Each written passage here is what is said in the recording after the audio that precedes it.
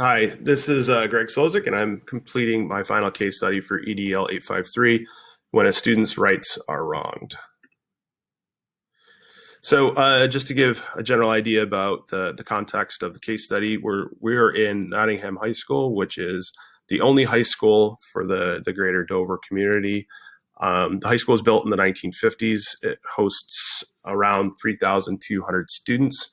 The student population seems to be growing over time, and it's the population is kind of outgrowing the physical plant, and so we know from the case study that about a quarter of the building is in need of renovation to be in compliance with ADA. It says that the school community is very supportive, and it helps to kind of overcome some of the shortcomings of the infrastructural issues that we just kind of outlined. The main subject of our case study is a young man named Miguel Hernandez and his family. They moved to the community of Dover and Nottingham High School in particular because of the fact that they have the academic and athletic programs that Miguel is interested in. Miguel is an outstanding football player. He's a sophomore and is a starting quarterback for the football team. The event that changes the course of what we're looking at here is Miguel is hit during a high school playoff game and suffers a pretty severe spinal injury, which leaves him in a wheelchair. He does some rehabilitation, and then upon coming back to school, he is indeed in a wheelchair. The school welcomes him back. There's an assembly, and he gets off on the right foot of being back in school with people acknowledging that he and welcoming him back in. As a result of this, though, he has to have a meeting with his counselor, Ms. Guzman, who effectively tells him there's going to be a change in schedule for one of his classes. There is a lack of wheelchair accessibility to his biology class, and she has changed his biology class to a lower level science course that is within the building that has accessibility. As a result of this, it does have an effect on Miguel's intended college pathway, and his parents get a lawyer and call the principal, me, and asks if we understand our obligations under ADA. So when looking at this, we ask the question, has anyone been injured or harmed due to a decision or action? And I think just quoting IDEA, the spirit of it is to ensure that all children with disabilities have available to them a free, appropriate public education that emphasizes special education and related services designed to meet their unique needs and prepare them for their education, employment, and independent living. And so I would look at this and say that, yes, I think that Miguel has had his access to free and appropriate public education either denied or hindered. And so summarizing this into one succinct statement, I think Miguel is being denied the right to a free and appropriate public education, which is guaranteed to all students through the Rehabilitation Act of 1973 and Individuals with Disability Act, IDEA.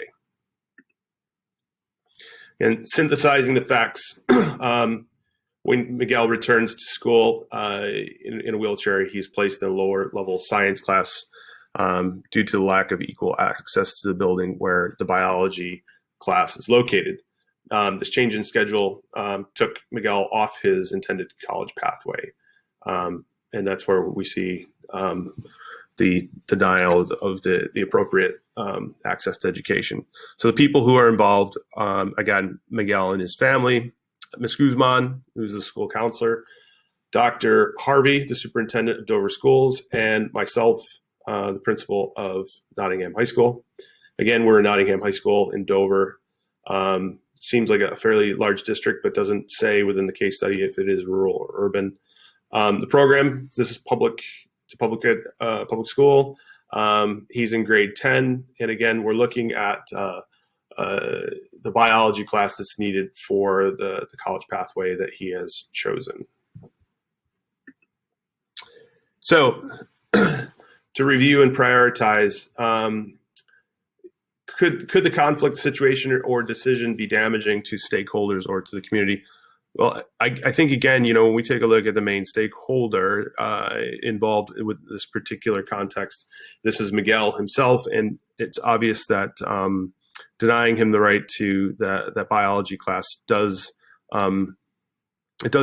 damage his ability to follow the college pathway that he wants to be on. And so, yes, I think from a micro point of view, it's just, for sure, it is damaging.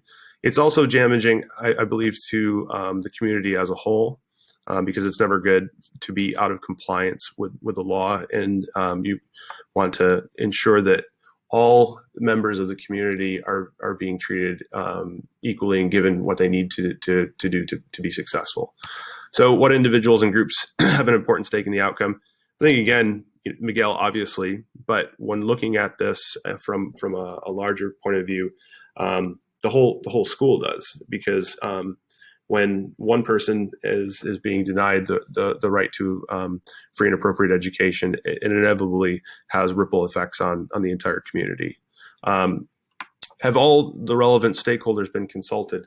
At this point in time, I don't think so. I think that we would really need to start a process of data gathering and to see who the relevant stakeholders within the context of this case study would be. Obviously, that's where I think we're at an issue. There seems to be a bit of a breakdown of communication. It seems like there hasn't been a needs assessment done, and it seems like there has not been a streamlined form of communication to assess what his schedule was and what we needed to do to ensure continuity of that academic program. Can I learn more about the situation? Absolutely. I think that's one of the things as building principal you really want to do, is to go and do a thorough job of looking at what had happened and thinking about where there was a breakdown in communication. And I think that's the first priority at this point. Do I know enough to make a decision? I think we know that we're out of compliance with the law, but probably at this point in time, you want to do data gathering, and so that way, when a decision is made, you can clearly explain things to all parties involved. So what can I do to fix the situation? Well, in the case study, it provides you with a few different pathways by which to make a decision. I think taking no action is not really an option at all. I think that it's just a matter of the speed and tempo under which you do make a decision and get into compliance. Could you take an aggressive action and immediately fix the situation? Yes. But I think if you do that, you can have the possible ramification of maybe acting too quickly and not sitting back and thinking long term about maybe how to ensure something like this doesn't happen again. Because obviously, this is not going to be just an isolated case, and I do think that it's probably important to go at a measured pace in order to make sure that all parties involved, including the biology teacher, have all the facts that they possibly can have. You want to start to compile as many facts as possible. I think we want to call a meeting with all admin and the college or the counseling office to see exactly what went wrong and how to change this in order to avoid something like this happening again. You may want to consult the law to see how far in and out of compliance we are with regard to Section 504. And then you would want to make a well-informed decision. And again, I think that for keeping things normal, as normal as possible for Miguel, to keep him on his pathway, I think you'd want to not make a knee-jerk reactive decision, but you would want to make sure that this is done as expeditiously as possible, so that way he can continue to be within his program within a reasonable amount of time.